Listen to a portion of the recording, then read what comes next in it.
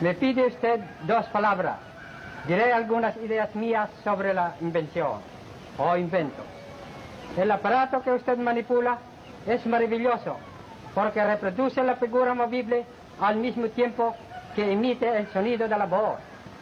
Cuando con el tiempo se perfeccione este invento, el mundo quedará sorprendido ante los cuadros vivientes y parlantes que ello exhibirá sobre el tiempo. La ciencia ha acrecentado el paso acelerado de los adelantos modernos. Por medio de la ciencia conservamos la salud e inclusive devolvemos la juventud a los que le han perdido. La ciencia también ha impulsado los inventos que se dirigen a la destrucción del hombre por el hombre. Estas 2 tendencias contrarias todavía nos dicen que la cantidad de la animalidad en nosotros es muy grande. ¿Cuándo podía la ciencia perfeccionar aparatos que reformen y regeneren a los hombres? ¿Cuándo podrá nuestra humanidad decir que va camino de la perfección moral, de la fraternidad de todos los hombres, de todos los pueblos, de todas las razas y de todos los credos? Whole issue of the war will depend upon your ability to save this continent from invasion. For I feel perfectly certain that as long as these republics are free, they will be able to make all the liberty-living peoples of the world maintain and preserve their own freedom. Administration. Ika-14 ng Oktubre, taong 1943. Isang taong singkad, buhat noon hanggang ngayon, na naitayo natin ang bagong Republika ng Pilipinas sa hirap na ito na dinadanas ng ating bayan. Nahanda ako na magpatuloy sa daang makikita ninyo na aking inilalagda sa pamamagitan ng tulong ng aking mga kasamahan sa pamahalaan upang tunay, maging wagas, maging dalisay sa gitna ng isang digmang ngayon idinadaos sa isang sinuko, sa gitna ng kagutuman, sa gitna ng kamatayan, sapagkat ang kamatayan may matamis, katulad ng itinuro ng ating mga bayani, kung iya'y magbubunga ng isang pag-asa at ng isang adahikain pinagpakamatayan. Supreme Court Justice Jackson swears in Vice President Sergio Osmeña as President of the Philippine Commonwealth in Washington. After Maria, his proud daughter, has congratulated him, the new president signs his oath of office. Senor Osmeña was inducted in... The Filipinos are grateful and have a deep affection for America. Although the color of our skin is brown, the temper of our minds and our beliefs is almost identical with yours. The Philippines, in government system and tradition, is a replica in miniature of the United States. There has been transplanted to a land 10,000 miles across the seas, the seed of American democracy. If a prosperous and free democracy can be built in the Philippines upon the ruins of war, the prestige of America and the American way of life will be raised to towering heights, and the millions of people of the Far East will look to us and to you as their models.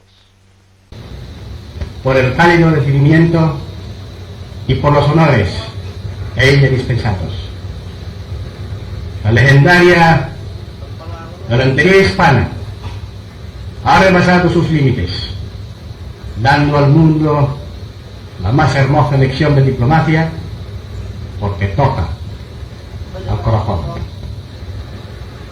Nada halaga tanto mi vanidad de padre y jefe ejecutivo de la nación como el pensar que el tránsito fugaz de mi hija por tierras españolas ha sido la chispa que ha encendido la hoguera que ha de alumbrar el destino de los dos pueblos.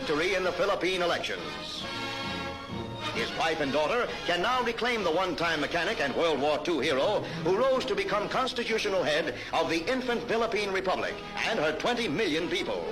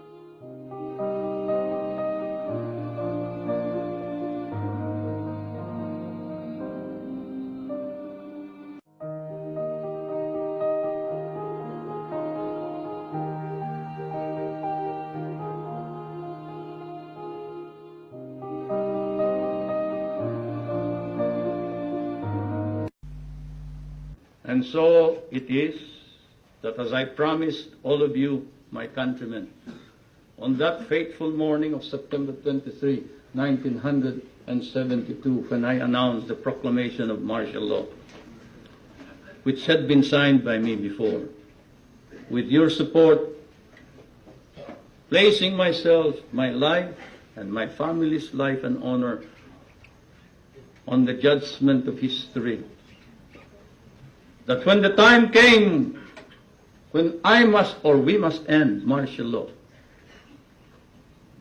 and that time could not be foreseen then, I would be the first to move and initiate the termination of martial law.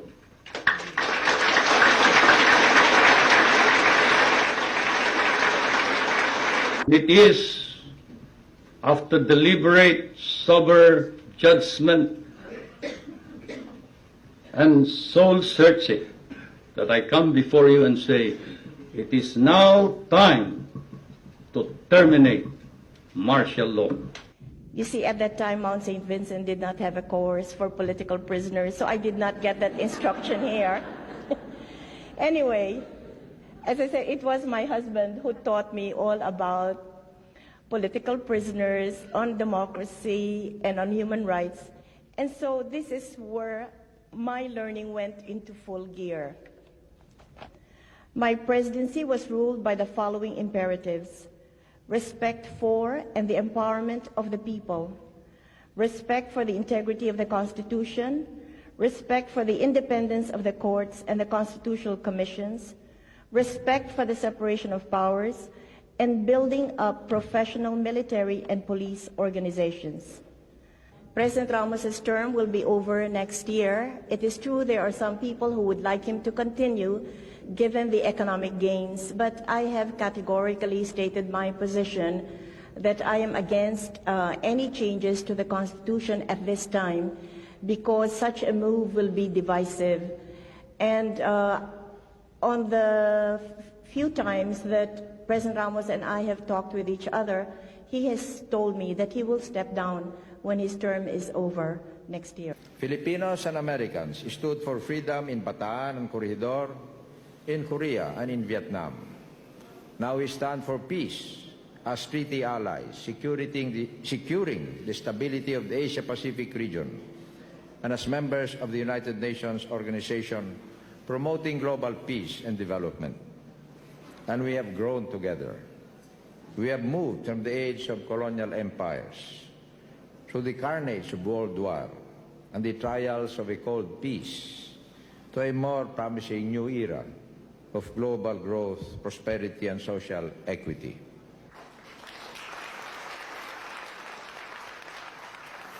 the business community. Market reform and productivity, social reform and democracy. These are the pillars of our new era, where human liberation and human development, as in the Philippines, are proven to work best when applied together in pursuit of the common good. Through it all, we, Filipinos and Americans, have remained bound to one another by the love of freedom, the adherence to democracy, and the respect for individual and community that distinguish every free people. Malubha ang lagay ng ating ekonomiya at namimiligro ang kabangyaman ng ating bansa.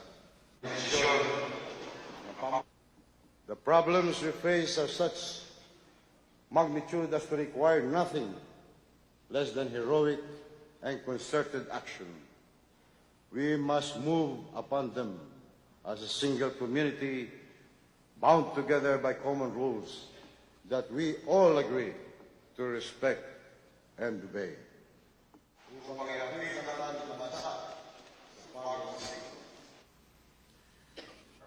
I order the Presidential Commission on Good Government to go forward on all ill-gotten wealth cases with all the evidence it has taken 12 long years to collect. No more delay. My fellow Filipinos, we come together tonight as we approach a hallmark of democracy for our great nation, the smooth transition of power to a new leader. We have just come through a historic election. It was open and it was modern.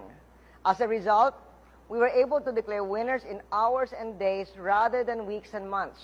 The face of politics in our nation has changed forever. Kahit kaliwat kanan na ang ebidensya ng pagbabago, mayroon pa rin kontra sa dangmatwid. Ang hirit nila, mabagal daw tayo. Kapag sila raw ang naging Pangulo, sigurado gaganda ang buhay. Sa mga medyo maedad po, ang isasagot natin, ganon. Sabay taas raw po ng kilay. Para naman sa kabataan, iba na raw po ang sagot nila sa ganong pahayag. Ang tugon daw ang uso ngayon di wow. Paano nila gagawin ang mga pangakong yan? Ang sagot nila, basta. Nasaan ang detalye at konkreto mga plano? Basta. Paano nyo ipapatupad ang inyong mga pangako? Basta.